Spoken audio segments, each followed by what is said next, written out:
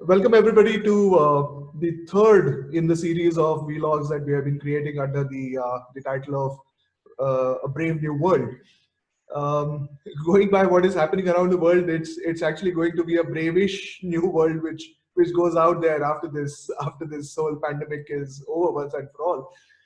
And in this third episode, we've got a very interesting person here who also works in one of the most interesting industries of the times. So glad to present Vikrant Karnik. He is the global head for digital and cloud systems for Capgemini, and he's a veteran with Capgemini. I think he spent close to 20 plus years. And along with me interviewing Vikrant is going to be Kanchan, who's my better half in real life and my partner in business as well. Hello all. So I'm the guy you keep hearing about who got locked down with his boss. So VK, I think you wanted to put in a couple of words before we rush into the interview and the questions. I'm glad to be here, Mahesh. But again, just to reiterate, right, I'm here in a personal capacity. Capgemini is in a locked period now because we have our Q1 results due. So I'm here speaking in my personal capacity. Sure. So we'll keep that in mind. And just to reiterate to everybody, Vikrant, VK, as he's known, globally in Capgemini, is speaking in his personal capacity as VK and not as the global head for Capgemini for two of their horizontals, not verticals. So VK, we have been chatting for a while, and you were telling us about how this kind of epidemic creeped up, the pandemic creeped up on all of us, crept up on all of us, and uh, what kind of controlled mayhem which erupted all around the world. So, what were your personal experiences with this particular thing? Because you travel a lot, your industry is spread all across the world, and all those kinds of things. Your clients are spread across all five continents. So what's your experience? Well, I mean, if I talk about my my personal experiences now that we are in this kind of a lockdown, shutdown mode, obviously it's a welcome respite from all the travel I do. I generally travel quite a bit worldwide. So having, spending time with the family and having little time to think and relax definitely helps. But it does create challenges in terms of dealing with our teams, with our clients, because they are very well distributed. But if I look at in terms of how the pandemic evolved, I mean, you use the word crept, but it was like a fast moving train that is going to hit, but you don't know when it is going to hit, right? So you don't want to be too aggressive, but at the same time you don't want to be caught when the train has already hit. So I think from a company perspective, from a corporate perspective, I think just because we are so globally distributed and headquartered in Europe, we were aware about the situation in Italy very early on, right? As we were talking by third, fourth week of Jan, we had a global task force set up to evaluate what was going. A lot of the focus initially was understanding what was going on and being prepared. And as the crisis normally evolved, and as you can imagine, our calendar year, our business year is the calendar year also. So our financial year is the calendar year. So a lot of our meetings and the sales kickoffs and everything else all happen at the beginning of the year. So we had a series of meetings planned, which we started postponing because we realized that this was going on. But as this was getting more and more serious, we started the dialogue with our customers. Because so I work in financial services, which is a very regulated industry, and we are heavy into our clients trust us with some of their more sensitive information, applications, and that means there is a level of rigor and security that we had to put in place when our distributed workforce works on those applications and those systems. Right. Now, that kind of rigor and security controls are a big challenge when you're trying to distribute all of that so that people can work from home. because that is where we were evolving.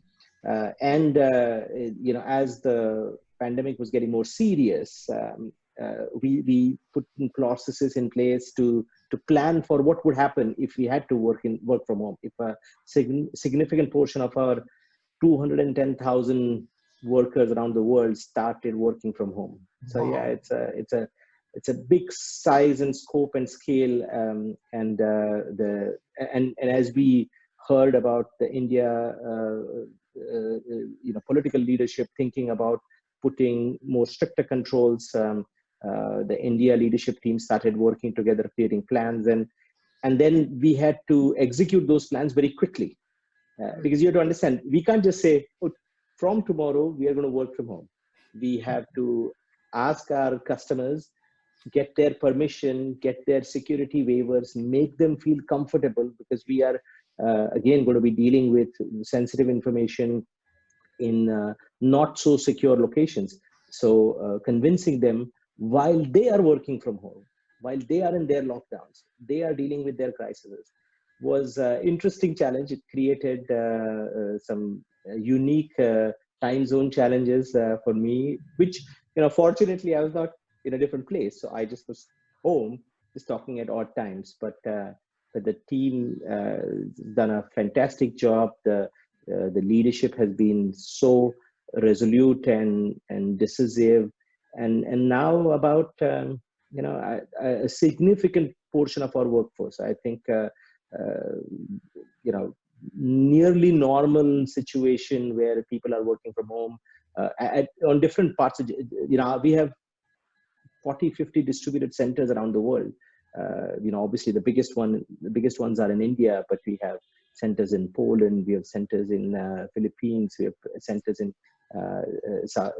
South America, in Canada, all kinds of places. So to have a significant portion of those people then working from home and being productive was phenomenal. I mean, we still have some challenges in a few accounts and in a few places, but a significant portion is now working from home and at least being productive, which was an interesting challenge. So that must have been a massive exercise, isn't it? Moving 210,000 people, or a large percentage of them, from offices to their homes, and still ensuring that all of them were on the job, doing working on the same projects, working at the same efficiency, and all that. So any anecdotes around that, or would that be too confidential a thing to ask? No, it's. I mean, I can talk in generics, right? Because we had it was we do some very sensitive work for some Canadian customers in Gurgaon, right? Which is, as you know, is at the so the employees who come there come from 3 different states in India, and when we had to, what we had to do is physically move the desktops, the corporate desktops that they were working on, because these machines were machines which were authorized, secured, approved by our clients' security teams. Moving them to 3 different states across state boundaries was an interesting logistical experience, and we had to involve the ingenuity of our people, the government systems, processes, which is, I think, a unique problem, unique challenges. And the team's done that, leveraging everything you can do, calling the embassy to help, calling the local government to help. And I think the entire everybody was sort of empathetic to the problem, right? It wasn't, well, it's your problem, deal with it. It was, I think all parties were always empathetic about what the situation is. And then it's I think it is a sign of human ingenuity as to how they bring everything together, and stuff just happens, which you thought would never happen. And so those are interesting incidents to talk about after everything is finished. While we were in the middle of that arguments and those conversations, it wasn't very pleasant. Sure. So now that you said most of your workforce is now home, and all of them are almost at near peak productivity. So how is it managing this now, even further distributed workforce? Because at least earlier they were all in one place, right? So even if they were in India and the Philippines and South America, they were still in one location, one building, so to say, or sitting as one team with one lead and all the kind of infrastructure which is available. So now how is it to kind of manage the deliveries, manage information flow amongst all these people, manage information flow to the client, and what kind of challenges does that bring up? A and B, is it really sustainable on a very long term period? Well, well, you ask a good question, right? Because see, right now we are in the mode where the adrenaline of making the move, making all of that work is still sustaining us, right? So, Right. the teams are productive, they are in their homes, they are working. Um, are they as productive as they would be if they were all in the same building? Of course not. Of Okay. course not. The question is, how do you now enable them to be productive when they are in this kind of a distributed environment? Now, we had those problems even when our teams were distributed from, the on-site client locations, right? So our business, because it is distributed and our business model is based on labor arbitrage and productivity through, knowledge, methods, tools, it emphasizes the need for everybody to be on the same song sheet to say the same, right? They have to follow the same patterns, the same methods, the same tools. That's an important part of how we deliver that productivity, how we deliver that efficiency. As this further distribution happens, it is creating challenge. It is creating some interesting ways. Now, that being said, we are not. This is not completely new to us. Right. If I look at the Central European geographies, the Western European geographies, or the Nordic countries, a lot of our workforce is used to working remotely away from the clients in a distributed fashion, and we have tools and techniques to handle that, right? Video plays a big role. Even if there are two teams, one in India and one in, let's say, France, or one in India and one in the US, they themselves are then connected a lot by these distributed productivity technologies, video technologies. How can you run virtual stand-ups? Agile is a huge component of what we do, agile development, and that forces challenges to make sure that even if students were in the same locations, how would you collaborate across using these productive technologies? Now, our challenge is, how do you make that work while the workforce is even further distributed, right? Another level of distribution, Right. which sort of creates an interesting challenge compared to what agile says, which is everybody in the same room, one location, one product manager, which is a little simplistic view of a major, it's hard to do in a major organization. So we are deploying tools. We are making sure we are leveraging technology to enable that change, enable our people to deliver value. A lot of that is also teaching them the right skills, right? It's you can't just assume that, this is not going to require a new set of skills for you to pick up, to learn, to participate, to practice. So how do you create environments? How do you create ways for that workforce to learn those skills, practice those skills, while they themselves are distributed, right? In the pre-COVID era, we would put them in a massive learning center, and we would put them through classroom trainings, scenarios. Well, now we got to do all of that in a distributed fashion, right? So how do you do that? And some things work and some things don't. And the key thing is to try these things fast, learn from them, and then apply those learnings. So it's a critical part to empower the people, try giving them new skills, and then testing what is working, and then helping them evolve. And doing all of that while maintaining a level of connectivity with those guys, which is not possible if you're not physically present in the same room with me, with us, is always a little bit challenging. And we are learning, what works and what doesn't. But it's an important challenge for us. It's a challenge. So uh, the way I look at it is, do you want to look at it as a glass half full or glass half empty, right?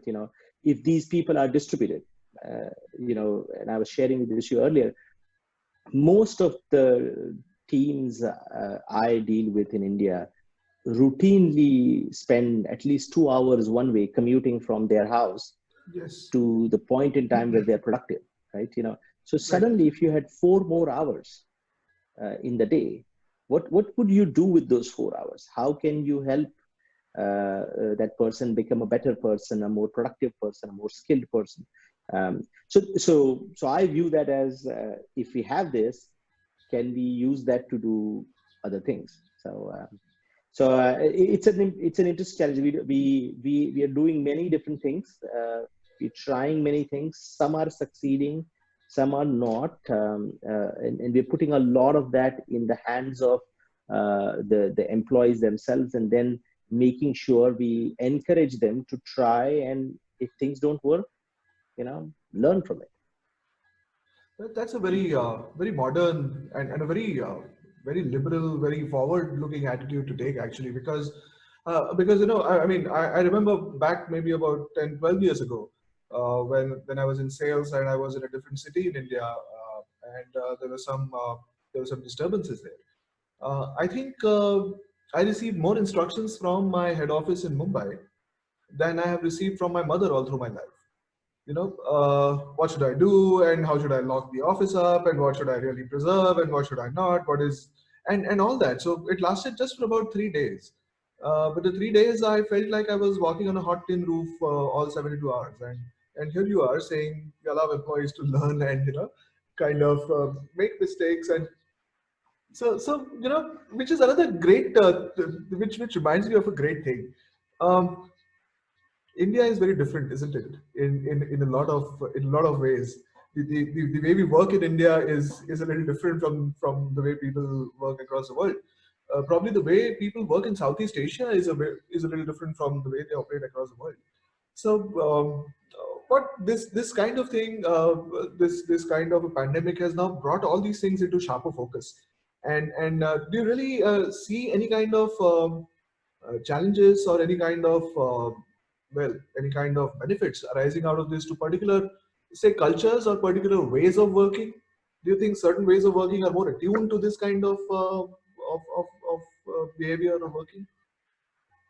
I mean, let's be honest, right? There is no singular way of working around the world. That is the beautiful part of the world we live in, right? It's a very different working culture in the US, a very different working culture in Western Europe, Central Europe, Eastern Europe, very different culture in Africa, South America.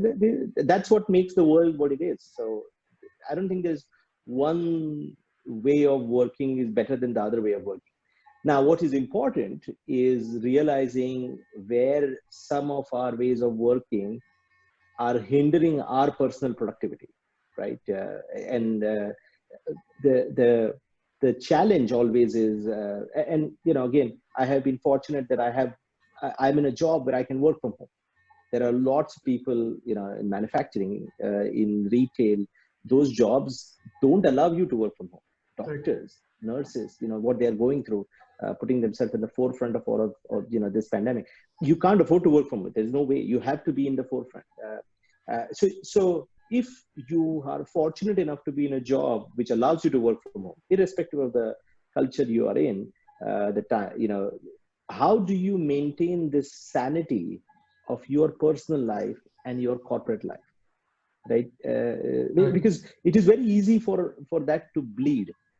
It is very easy for you to forget that you have a personal life, right? It's you start taking calls at 6 a.m. in the morning and then stay all the way till 9.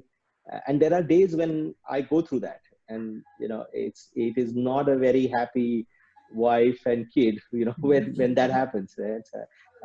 Because you lose any semblance. So I think the biggest challenge I feel, is not about, are the cultures more attuned to a certain working lifestyle and things. I think all of us now who are forced to work from home or have the privilege of working from home and earning a paycheck, uh, how do we maintain that balance, right? So that there is a period of time when you are super productive and you work on your corporate obligations, but then you have time for your personal obligations, right?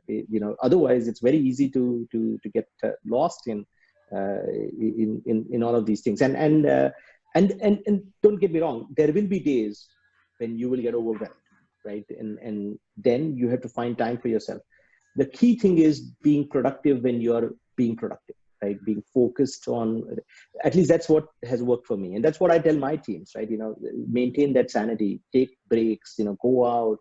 I was telling you earlier, we decided to do a virtual happy hour because, and I told my team, I don't want to do it at like 7 o'clock in the evening. I want to do it, when it is 4:30 to 5:30. It's a wind down time, and I do not want us to talk about work. I want, bring your kids, bring your dogs, your cats, show us what you're doing, So yeah, those kind of things you have to do all those things so that you're productive when you're productive. Great, great. You want to ask something? No, no. Okay. So, so what does this mean now for everybody, for the engineer, for you? There are probably you're talking about personal productivity and the focus on personal productivity more than the cultural or anything else, and also the focus on distributed work and so on and so forth. The onus of being productive now lies more with the person than with his leader or with his company or with his timesheet actually. So it's Yep. more an in thing now than an external factor. So Yeah. how does it change things? Do you really think people would need to be well, I wouldn't say taught, but made aware of these kinds of things, probably taught new skills to manage these things, or how does it go? Or What is it an inherent thing which just somebody learns with the flow? Well, I, I I don't think this is too important for us to assume that it will be learned with the flow, right? I'm a big believer in everybody needs a coach, everybody needs a mentor, right? Whatever level you are in, you all need somebody to help you gain skills that you may not have or you may need to improve, and those skills might be different, right? And the point you made, you know as this kind of a distributed workforce becomes a little bit more real in our life, right? I don't think this is as simple as, give us a couple of months and then we are done, right? It will take time before we come back to normal. It will take time before we will allow ourselves to come back to normal, right? absolutely. So, so it is important for us to enable the people to enable the workforce to actually have these skills, and that means putting them in situations where we can coach them, how they can be more immersed in what they do, how can they be more vocal about expressing what they feel. Because when you're in a when you are in a co-location, when you are in close quarters, when you are in one team working across, a good leader will observe and say, hey, this person's struggling with something, and go and engage them one-on-one to find out what is going on, right? How can I improve, how can I... Well, it's very hard to do that over distances, right? It's very hard to do that over distances. So unless the other person expresses and says, I am struggling with this, I need help with this, or even the leader says, if you guys are struggling with this, come to me, or so those kind of things. Now, some good leaders, some good resources will pick that up and make that their own. But I think if we would be remiss if we don't teach them that model, right? We don't teach them how to express that, How do you do a virtual presentation to a client? How do you look for cues when you're doing a video conference and everything else? And we realize that we have this next generation digital learning platform which we've been rolling out, and we also realize that not everything from a learning perspective will come from pure classroom courses or technical courses. It will come from a variety of rich media which exists around the world, right? There's a bunch of YouTube lessons, a bunch of articles which are curated, and then we use those to create pathways for our resources to pick up and learn those skills. Now, what is critical is after the enablement of these things, the education, the enablement of those things, how will the company enforce those things, right? So, while we enable all our resources with, learning and picking up these new skills, we will also monitor, are they becoming more productive? Is there a dip in their productivity? Is that dip in productivity because of, they haven't picked up these skills? Or is that dip in productivity because the physical distance is causing it, right? And there are different ways to measure this, and we can talk about all kinds of ways in which you can measure productivity. And eventually companies will start acting on it. Say, if you are not being productive in this environment and you were productive in the earlier environment, where is the delta? Is it a question of you not picking up the skills? How do I empower you? How do I educate you? How do I enable you? But if you are not making that jump, then you have to make a hard decision, right? Are you the right person? Are you the right person who's going to grow up in our organization? So I think, from a personal perspective, yes, there are important skills that we have to now learn to work in this model. But it's also incumbent on the organization to create that platform for individuals to pick those skills, try those out, create an environment where they can try these things. And again, be transparent with them to say, it's working or it's not working, right? Because it cannot be an open-ended street, right? A quick question, just out of curiosity. You mentioned there are various ways of monitoring the performance. So, is the monitoring of the performance only on the basis of the output, the actual performance, or do you also have some kind of behavioral measures to observe the person? How does it usually happen? So one thing you have to remember is we operate at scale, right? When you have 210,000 employees around the world, you have 100,000 employees in just in India. You cannot have things which cannot operate at scale. So what we do is, or rather what we do is, from a best practice perspective, is we segment, right? We say, hey, this kind of a workforce, we just are going to measure outcomes, right? And a lot of the outcomes. So generally, when you're, our business operates as a pyramid, right? You have a lot of freshers at the bottom to all EVPs at the top. And then we have expectations of what is needed for a person at the bottom of the pyramid. And then as you grow up the chain. So we look at performance across the bottom of the pyramid, more driven by the outcome, more by discrete, tangible measures that nobody can argue with. You are either productive or you're not. But as you grow up the pyramid, as you go, with more senior talent, more senior level of resources, that's when you start shifting it to start looking at, hey, what are some of the behavioral metrics? This person may be knocking this KPI out of the ballpark, but is he a good person to work with? And I always tell my team, I've had a pleasure of having a pretty long career at Capgemini, and there's a reason why I'm here, right? And I always say that it's because in this company, if you do the right thing but don't meet your KPI, your targeted outcome, the company will take care of you. But if you meet your KPI, but you haven't done the right thing, then you cannot be assured of that. I mean, that's the culture.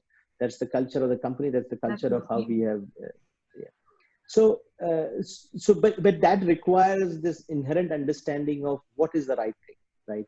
That especially when you are working across, multiple countries in the world, multiple working cultures, how do you create that pattern and everything? And that's hard work, and that's what our just like I have a set of responsibilities as a leader. I have very strong business partners on the HR side who help me, create those pathways, create that culture. So yeah, it's yes, we do have very targeted outcomes, but as you grow up the ladder, as you become more senior, we look across more of the intangible metrics, right? Wow. So how do you see things happening from here? I mean, we had a couple of conversations with somebody from the energy sector, somebody who's a professor, and Yeah, I think both of them are saying people are thinking that end of April, mid of May, and we are going to be like we were in November of 2019 or December of 2019. But then there are people who say that well, this could go on for a year or two, in batches, and or this could be a small release and then again a lockdown, and all those kinds of things. So what is your prediction, if I may ask you, if you believe in predictions, and if we are in this kind of a situation and in this kind of a work mode for a longer time, then how do you think, how do you see things going ahead with the kind of changes which you want people to inculcate in themselves, and the company to help them out with that? So what's your take on that? Before I get started with giving you my point of view, I got to talk about predictions, right? Because in my business, you have to give a forecast every month, right? How much revenue, what's the margin, what's the cash, right? That's a prediction. You have to predict what you're going to do next month.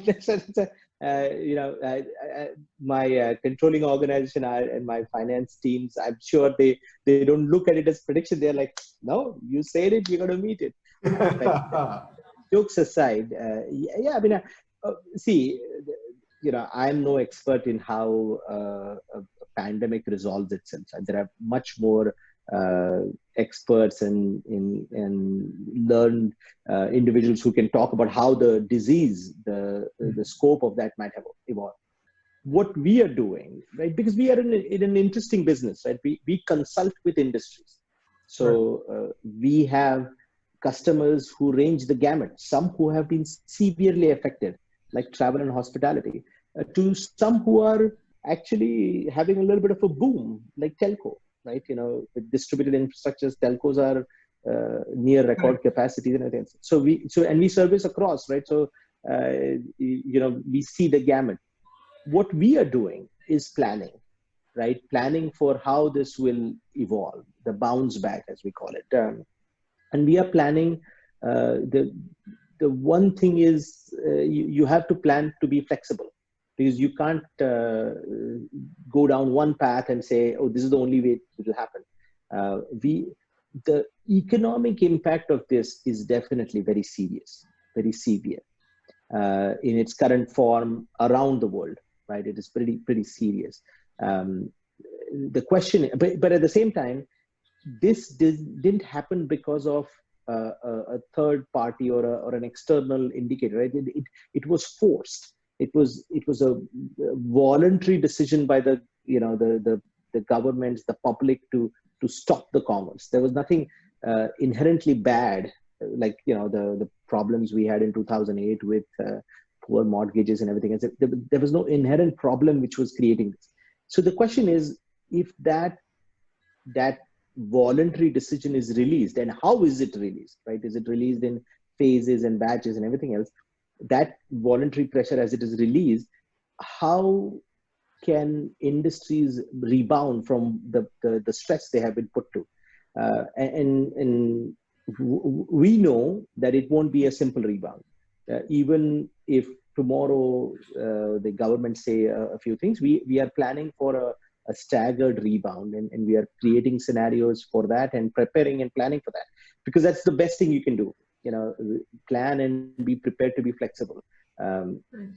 and go aggressively, to capture market, because I think it also creates a unique set of opportunities, because most of our customers are looking for thought leadership, looking for ideas around how they can navigate. These are troubling times. These are trying times for all of us, right? And everybody appreciates leadership, and everybody appreciates the best practices, experiences. And what we are doing is creating the platforms internally so that we can learn from these industries and carry those best practices to our customers and say, have you thought about doing that? Have you thought about doing that? And most importantly, being close to our customers, because everybody remembers who was close to them in times of crisis, right? So and that's what has helped us in the past, and that's what we will stay true to. So, very interesting conversation, Vikrant. I mean, this doesn't cover maybe 1/10 of what we spoke about over the last couple of weeks, but in a nutshell, this was really a brilliant conversation. Any thoughts for us consultants and trainers in the softer side of the business? Well, again, as I said, right, from a consulting perspective, I mean, I would even talk from an individual perspective. Let me first talk from an individual perspective. Right? I think from an individual perspective, this moment of crisis the world's going through creates opportunities for all of us to grow, right? That's how I would approach it. How can you seize on that opportunity? How can you grow personally, and how can you grow your team and your partners in all of this? That I think is the opportunity in front of us individually. In terms of the advice to consultants, people who advise other people, I think it is extremely critical to be close to your customer in this moment of crisis. Help them think through, help them evolve their thinking, because they will remember. They will remember who were with them. So that's what my advice would be. So, I think you want to ask for quick top 3 behavioral traits to be personally productive in remote locations. What would those top 3 traits be according to you? Oh, that's a tough question.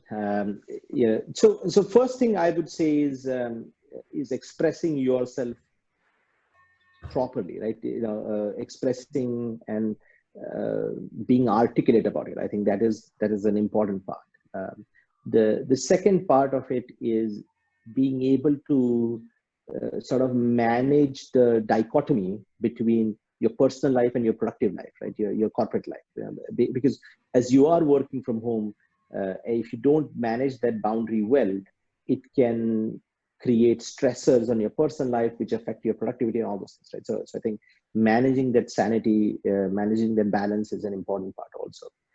And third part is, using that time effectively to pick up newer skills, right? Because the skills which got you there may not be sufficient to keep you there in this kind of an environment, in this kind of an environment where things change. You have to be ready for things which you thought something was going to happen and now you can't do that. And, so how do you react to things so how do you pick up those skills that allow you to be productive, that allow you to be, to seize those opportunities, to be flexible, to be nimble. So those are the things I would think of. That's very useful and insightful. So thank you so much. So thank you so much, VK, and we hope you continue to have a fun time with your daughter, and give our regards to her and Mrs. VK as well. And hope to see you in India very soon once the travel starts and everything starts again. So we'll meet over a beer sometime, I'm sure. Thank you very much. Thanks, and all of you, please take care of yourselves, of your teams. Take care. Thank you. You Thank you guys so too. much, Stay then. safe. Thank you so much, Vikrant. I'll Thank see you you. later. Bye bye. Bye bye.